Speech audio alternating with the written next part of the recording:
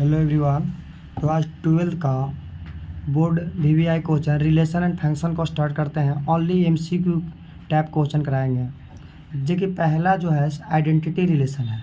Identity relation कहने का मतलब ओनली अपने आप से रिलेशन होना चाहिए। अगर किसी दूसरे के साथ रहेगा तो आइडेंटिटी नहीं कहलाएगा।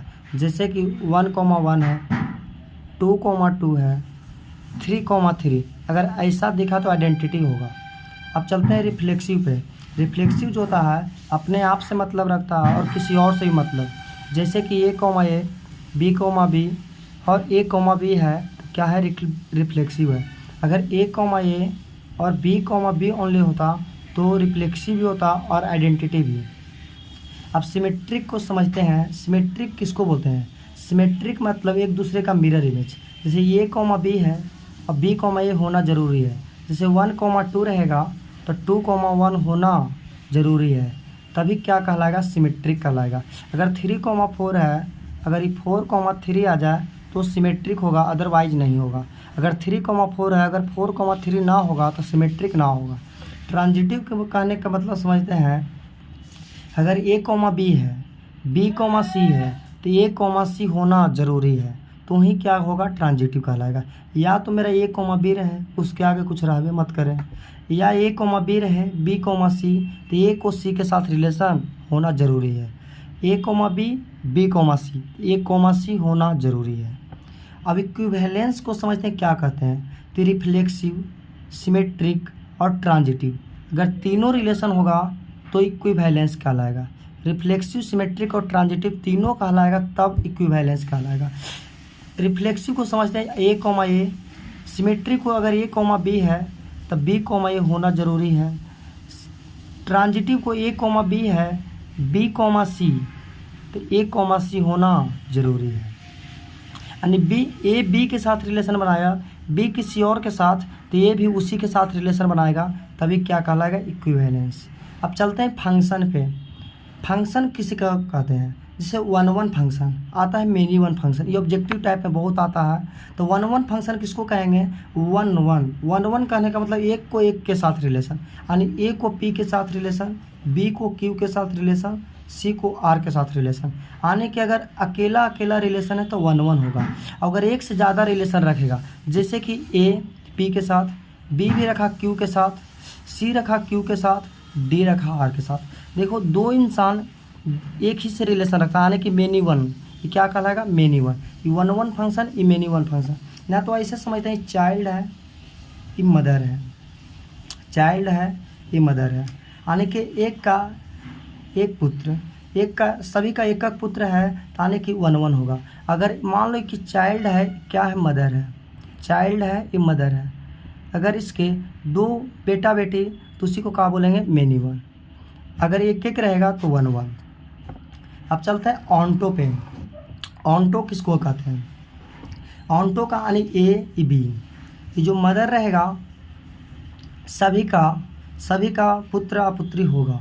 अगर ना तो इसको ऐसे समझते हैं कोडोमेन, इसको बोलते हैं कोडोमेन, इसको बोलते हैं डोमेन, इसको बोलते हैं कोडोमेन। अगर कोडोमेन रेंज के बराबर होगा, कोडोमेन रेंज के बराबर होगा तो ऑन्टो, अदरवाइज इंटो। कोडोमेन अगर रेंज के बराबर होगा तो ऑन्टो, अदरवाइज इंटो। जैसे A, P, B, Q, C, R। अगर यहाँ से डोमेन पूछा जाए तो डोमेन होगा A, B, C।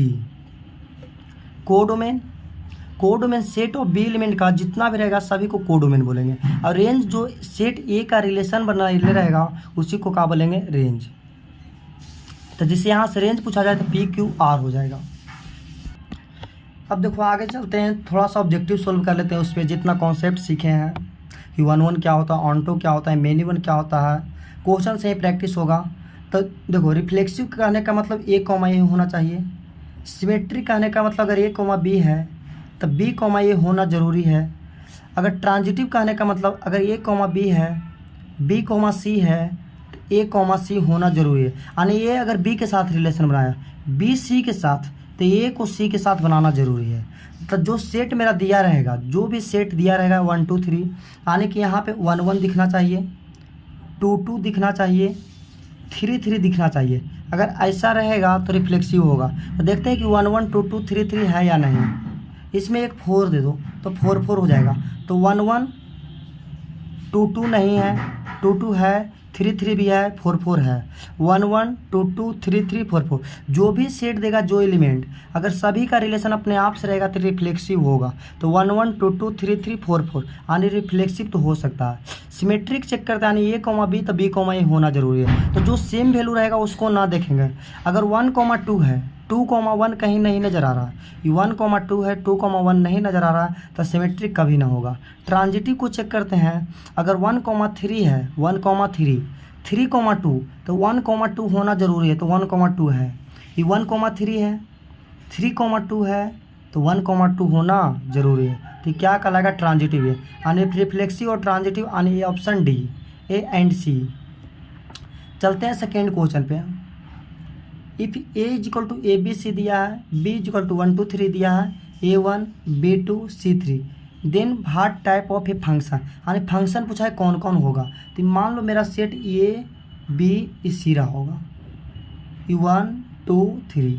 ए बोला है कि 1 के साथ रिलेशन है, 1 के साथ, बी है जो 2 के साथ, सी है जो 3 के साथ। देखो एक का रिलेशन एक के साथ है, एक का रिलेशन एक के साथ है तो 1 1 तो होगा, यानी ऑप्शन ए हो सकता है, ऑप्शन डी भी हो सकता है। ऑन्टो इंटो बताए हैं, अगर इसका सभी का, मान लो मदर है, अगर सभी का बच्चा रहेगा तो यानी कि ऑन्टो होगा, अगर एक का भी ना रहे तो इंटो होगा। यानी कि 1 का साथ 2 के साथ, यानी सेट बी का जितना भी एलिमेंट है सभी के साथ कोई ना कोई रिलेशन होना चाहिए। 1 का ए के साथ, 2 का बी के साथ, 3 का सी के साथ, तो क्या होगा? ऑन्टो होगा। अगर मेरा यही रहता है ए बी सी 1 2 3 4, तो 1 का ए के साथ, 2 का बी के साथ, 3 का सी के साथ, 4 का किसी के साथ नहीं है तो क्या कहलाता? तो इंटो कहलाता था। तो इसलिए ऑप्शन कौन सा हो जाएगा? डी, ऑप्शन ए नहीं होगा। ऐसा ऐसा क्वेश्चन बोर्ड में आते रहते हैं और एनडीए सब में। Which type of a function are 1 3 4 2 2 4 2 3 3 3, यानी कि पूछ रहा है कि कैसा है, रिफ्लेक्सिव है, सिमेट्रिक है, ट्रांजिटिव है। तो पहले तो अगर 1 1 है, 3 3 है तो 1 1 कहीं नज़र आ नहीं रहा है, क्योंकि इसमें सेट में एलिमेंट देखेंगे तो 1 2 3 1 2 3 और 4 नज़र आ रहा है, क्योंकि 1 3 2 4 यानी 1 2 3 4 मेरा सेट रहा होगा। क्या रहा होगा? 1 2 3 4। अभी कहेंगे पहचानेंगे कैसे? तो जितना भी एलिमेंट दिया जाएगा, जितना भी एलिमेंट दिया जाएगा इस सब सेट में 1 2 3 4 सभी को एक कंसीडर कर लेंगे। तो 1 1 2 2 3 3 4 4 तो है नहीं कहीं, ओनली 3 3 है, तो रिफ्लेक्सिव कभी हो नहीं सकता है। सिमेट्रिक चेक करने के लिए अगर 1 3 है तो 3 1 होना चाहिए। तो देखो 1 3 है, 3 1 कहीं नहीं नज़र आ रहा, तो सिमेट्रिक होगा नहीं। अब ट्रांजिटिव चेक करने के लिए अगर 1 3 है तो 3 किसी से स्टार्ट नहीं हुआ, 4 2 है, 2 4 है, 2 4 है, तो 4 4 होना चाहिए। देखो 4 2 है, 2 4 है, तो 4 4 होना जरूरी है, तो ऐसा है नहीं, इसलिए क्या होगा? नॉट। इसमें से रिफ्लेक्सिव, सिमेट्रिक, ट्रांजिटिव कुछ भी नहीं होगा। चौथा जो है बहुत VVI क्वेश्चन है कि function of x1 is equal to क्या दिया है? Function of x2। अगर तुम्हारा ऐसा जब भी रहेगा तो x1 इज इक्वल टू अगर x2 दिया है, x1 is equal to x2, तो ये हमेशा 1 1 होता है। अगर x1 is equal to not x2 आ जाएगा तो क्या हो जाएगा? मेनी 1। अगर ऐसा हुआ तो 1 1, तो आने की कौन सा हो जाएगा? 1 1। क्या हो जाएगा? 1 1। फंक्शन ऑफ a2 भी जब भी x1 is equal to x2 तो 1 1 होगा। पाँचवा, if the set of all straight line in a plane in a relation to be perpendicular. जैसे एक लाइन मान लो कि ए परपेंडिकुलर है, एक बी है, तो एक लाइन ए एक लाइन बी, एक लाइन ए एक लाइन बी, तो ए बी का परपेंडिकुलर तो बी ए का भी परपेंडिकुलर है, यानी सिमेट्रिक होगा। लेकिन ट्रांजिटिव की बात करते हैं, अगर ए परपेंडिकुलर है तो कोई लाइन है कि खुद का खुद परपेंडिकुलर हो सकता है? नहीं। सिमेट्रिक खुद का खुद जब परपेंडिकुलर ना होगा तो सिमेट्रिक ना होगा। अगर खुद का खुद परपेंडिकुलर हो जाता, ऐसा तो होगा नहीं पॉसिबल। अगर मान लो कि ये लाइन है बी का परपेंडिकुलर है, बी सी का परपेंडिकुलर होना चाहिए, तो क्या ये सी का परपेंडिकुलर होगा? नहीं, पैरेलल हो जाएगा। इसलिए ओनली क्या होगा? सिमेट्रिक। ये क्वेश्चन जब भी परपेंडिकुलर दिखे तो सिमेट्रिक मार देना। अब चलते हैं 6 क्वेश्चन नंबर पे।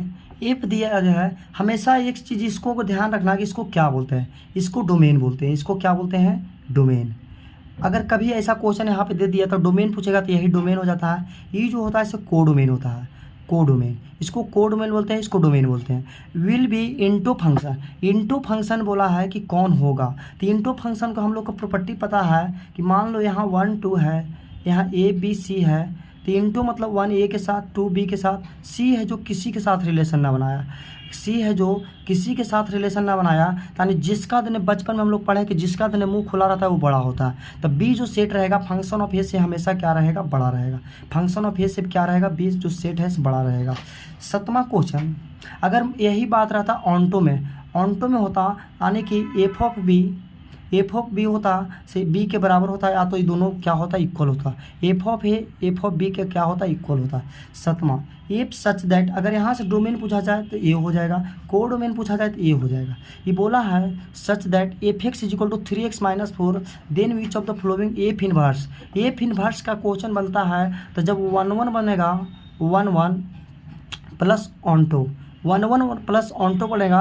1 1 को बोलते हैं इंजेक्टिव, ऑन्टो को बोलते हैं सर्जेक्टिव, दोनों मिलके बनता है तो बाइजेक्टिव कहलाता है। 1 1 को क्या बोलेंगे, इंजेक्टिव। क्वेश्चन पूछा जाता है कि 1 1 को हम क्या बोलते हैं, तो 1 1 को बोलेंगे इंजेक्टिव, ऑन्टो को बोलेंगे सर्जेक्टिव, दोनों मिल जाएगा तो बाइजेक्टिव। बाइजेक्टिव होगा तभी इन्वर्स पूछेगा क्वेश्चन कि एफ इन्वर्स है जो कब एग्जिस्ट करेगा, तो 1 1 और ऑन्टो के लिए, 1 1 और ऑन्टो के लिए। अब यहाँ से जो f x is equal to 3x minus 4, इसका डायरेक्ट हम शॉर्ट ट्रिक जान जाते हैं सोल्व करने के लिए। F x is equal to 3x minus क्या है 4, ये एफ एक्स को समझ लेना है x, क्या समझ लेना है x, ये -4 है तो नहीं आएगा तो +4 लिख देना है, ये x है -4 है तो इस साइड आएगा तो +4, इसका साइन चेंज कर देना है, जो ही कॉन्स्टेंट वैल्यू रहेगा उसका माइनस रहेगा तो प्लस में, इसको x समझ लेना। और जो इसके साथ रहेगा वो कहाँ आएगा, डिवाइड में, कहाँ आएगा, डिवाइड में। तो ऐसा कौन सा ऑप्शन है, ऑप्शन ए है। ऑप्शन क्या है, ए है। इसका डायरेक्ट हम लोग शॉर्ट में सीखते हैं क्योंकि ऑब्जेक्टिव आएगा तो ऑब्जेक्टिव की तरह सोचना पड़ेगा। एफ एक्स को क्या समझेंगे, एक्स, ये 4 को एन एफ माइनस में है तो इस साइड आएगा प्लस में, ये 3 को डिवाइड। जैसे कि मान लो कि वाई इक्वल टू दे दिया 5x + 4, तो इसका अगर इन्वर्स बताना है वाई इन्वर्स, तो वाई को समझ जाएंगे x, एन एफ +4 है तो इस साइड आएगा -4, ये 5 कहाँ चलाएगा, डिवाइड में। मान लो मेरा क्वेश्चन रहता 2y equal to x minus 3, तो 2y को समझ जाएंगे कि 2x है, -3 है तो इस साइड +3, ये कर नीचे कुछ नहीं तो 1 है। अगर मान लो यहाँ 2 रहता तो 2 हो जाता। तो क्या ये इन्वर्स सब सही होगा कि नहीं। चलते हैं 8वां क्वेश्चन नंबर पे। 8वां में देखो सेम क्वेश्चन दिया है, इसको डोमेन बोलते हैं, इसको को डोमेन बोलते हैं। एफ एक्स दिया गया है, क्या दिया गया है, एफ एक्स।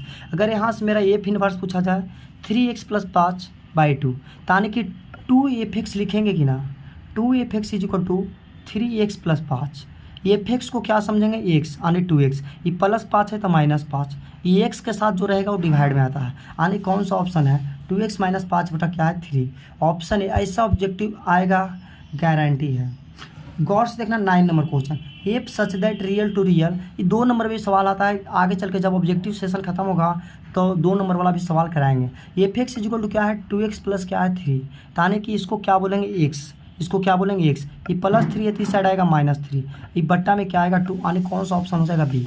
10 नंबर सवाल, 10 नंबर सवाल बोला है 1 2 3 2 5 10 17, बोला f x which type of a function f such that A to B, यानी कि अगर 1 लिया होगा, जैसे ये एफ एक्स दिया है, यानी वाई इक्वल टू क्या है x² + 1, ये वाला वैल्यू पुट करेंगे। अगर x का वैल्यू हम 1 पुट करेंगे तो क्या आएगा 2, अगर 2 पुट करेंगे तो 5, 3 पुट करेंगे तो 10, यानी कि मेरा देखो जो फंक्शन बनेगा से कैसा बनेगा।